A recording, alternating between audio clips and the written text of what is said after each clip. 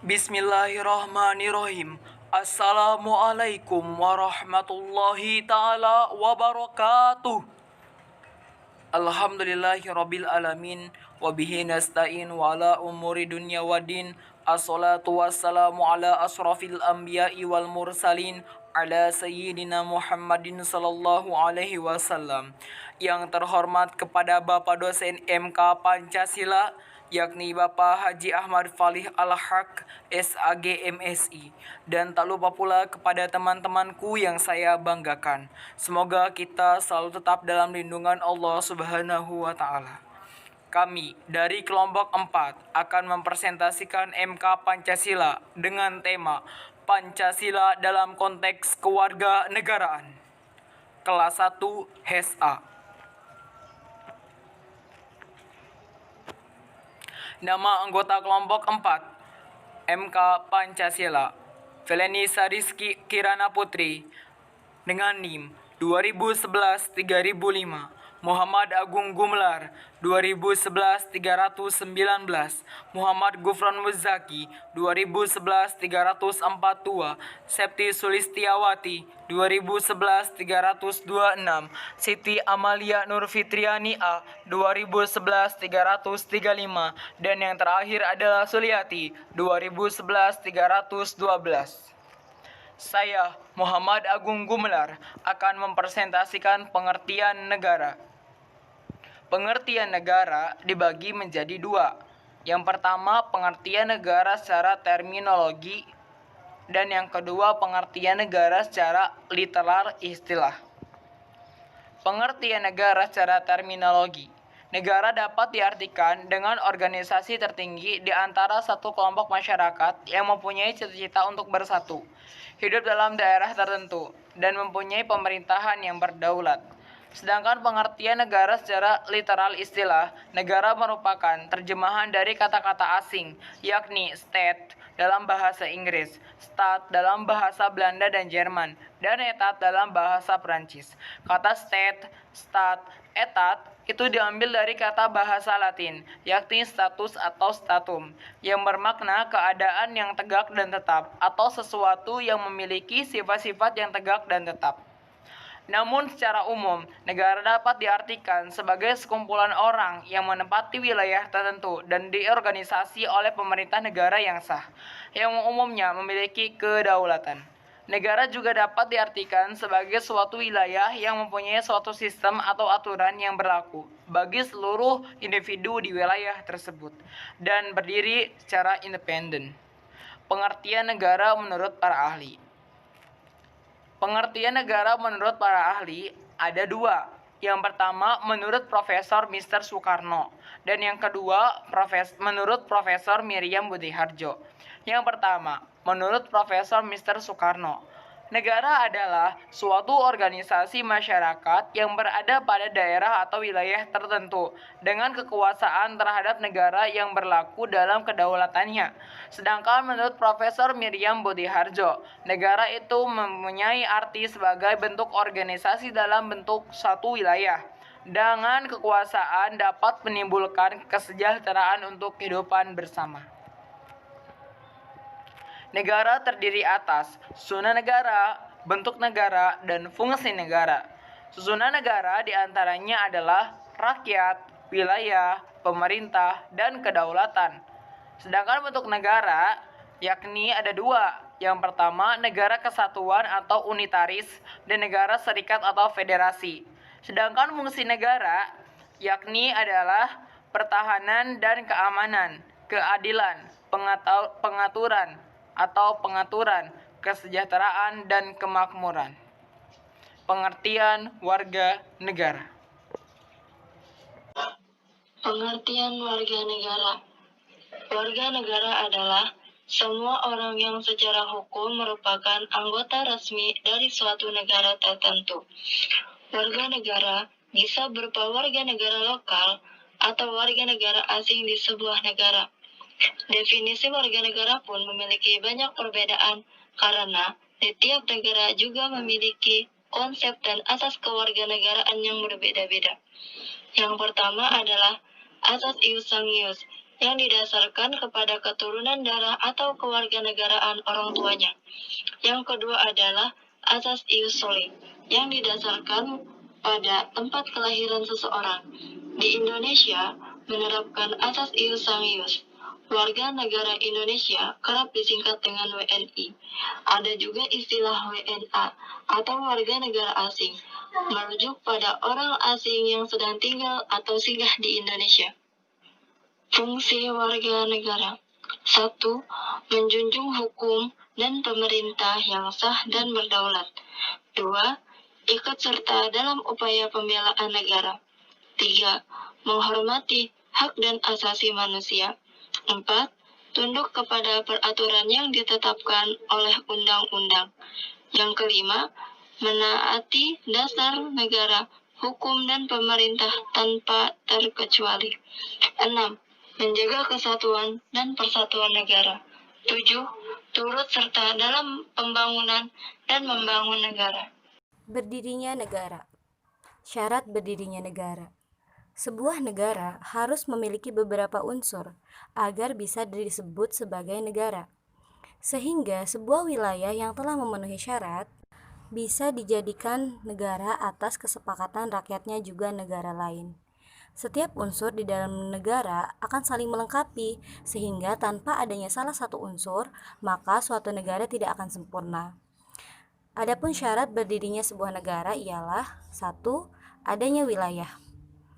Wilayah merupakan suatu daerah yang dikuasai dan ditempati oleh sekelompok manusia, serta menjadi batas teritorial suatu kedaulatan. Wilayah ini meliputi 3 bagian, yaitu darat, laut, dan udara. Yang kedua, adanya penduduk atau rakyat. Penduduk atau rakyat adalah orang-orang yang menetap pada suatu tempat dalam periode yang cukup lama. Rakyat merupakan unsur terpenting dalam suatu negara, dan negara hanya dapat terbentuk bila ada kesepakatan para penduduknya. Yang ketiga, adanya pemerintahan yang berdaulat.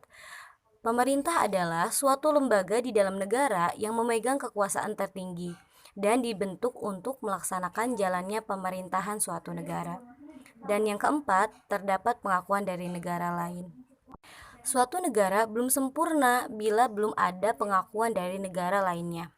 Pengakuan ini diperlukan guna memecah terjadinya ancaman dari dalam atau kudeta atau campur tangan dari negara lain.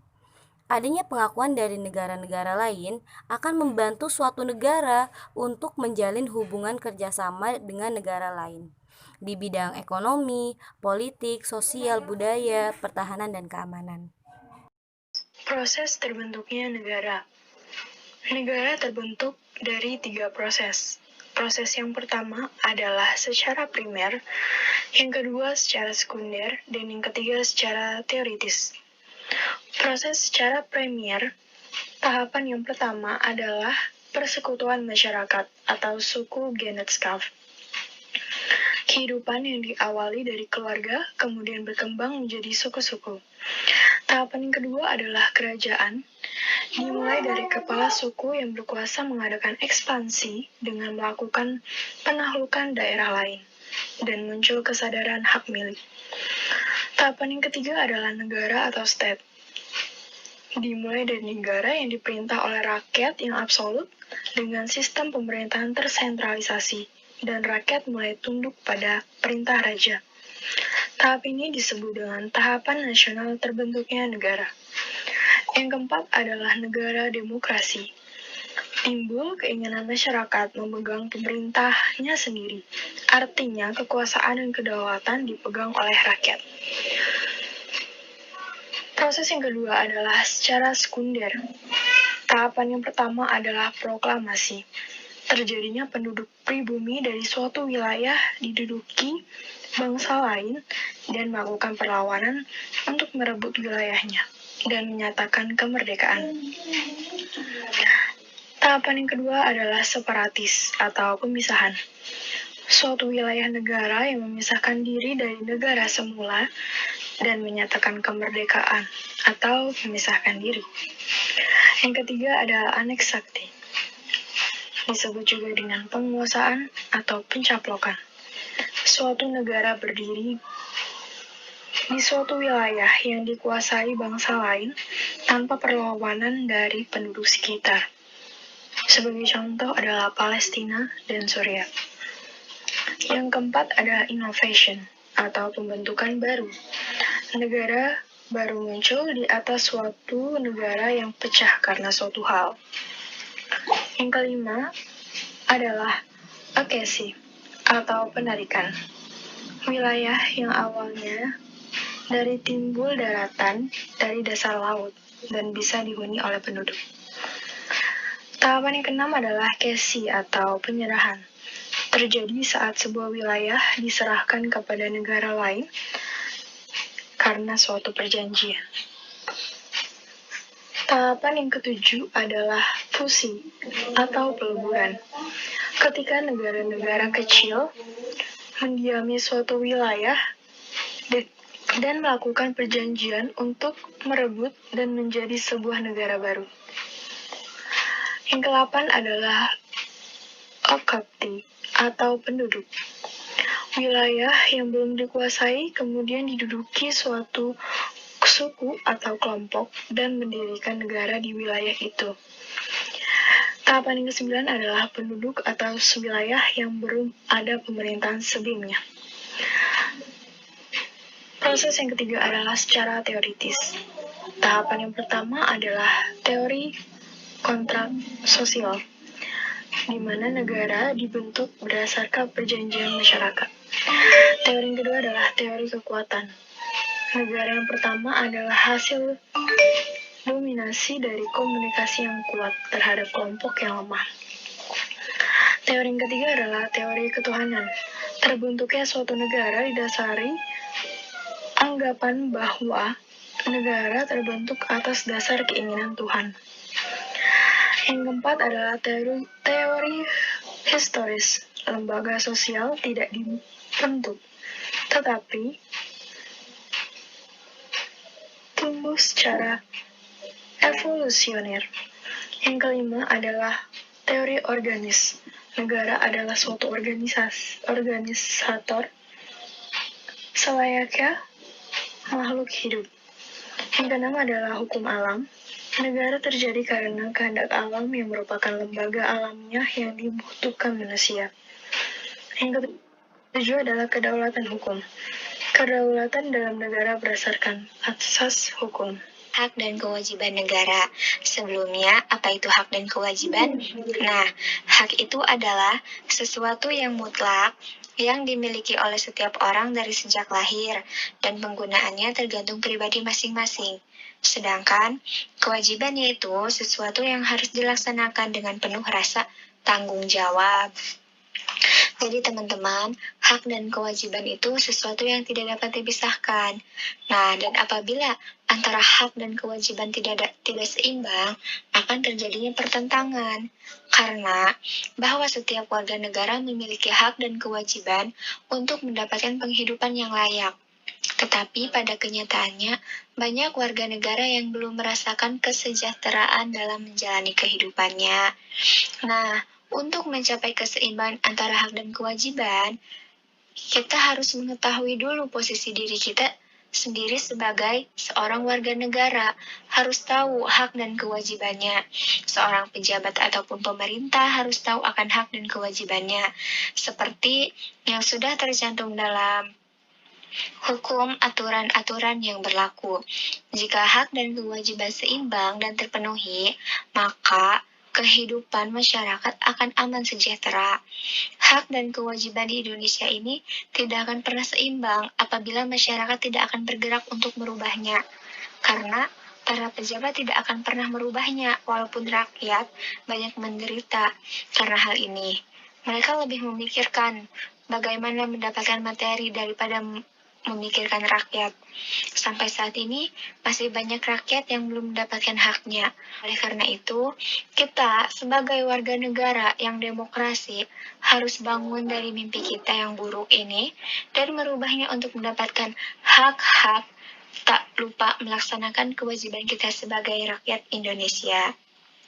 Nah, contoh hak kita sebagai warga negara yaitu kita berhak atas pekerjaan dan penghidupan yang layak, hak untuk hidup dan mempertahankan kehidupan, hak untuk membentuk keluarga dan melanjutkan keturunan, hak untuk kelangsungan hidup, hak untuk mengembangkan diri, hak untuk memajukan diri dalam perjuangan haknya. Nah, dan masih banyak lainnya hak kita sebagai warga negara. Ada juga kewajiban kita sebagai warga negara, yaitu kita wajib menaati hukum dan pemerintah. Kita juga wajib ikut serta dalam upaya pembelaan negara. Kita wajib menghormati hak asasi orang lain, dan masih banyak lagi kewajiban-kewajiban kita sebagai warga negara. Macam-macam hak dan kewajiban warga Indonesia. Hak warga negara Indonesia. Yang pertama, hak atas pekerjaan dan penghidupan yang layak. Terdapat di pasal 27 ayat 2 yang isinya tiap warga negara berhak atas pekerjaan dan penghidupan yang layak bagi kemanusiaan. Yang kedua, ada hak untuk hidup dan mempertahankan kehidupannya yang terdapat di pasal 28A yang isinya setiap orang berhak untuk hidup serta berhak mempertahankan hidup dan kehidupannya. Yang ketiga, hak untuk membentuk keluarga dan melanjutkan keturunan melalui perkawinan yang sah yang terdapat di pasal 28B ayat 1. Yang keempat, hak atas kelangsungan hidup. Setiap anak berhak atas kelangsungan hidup, tumbuh, dan berkembang.